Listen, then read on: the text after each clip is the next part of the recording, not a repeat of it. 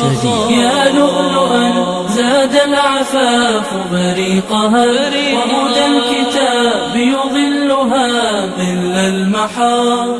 أنت كمثل البدر يبرق نوره رغم السحائب دونه مثل الستار.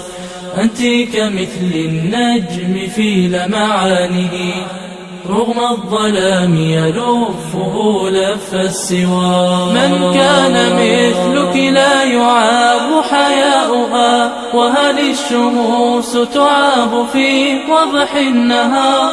يرمون بالقول القبيح حياءك ويرون في إيمانك جهلا وعار.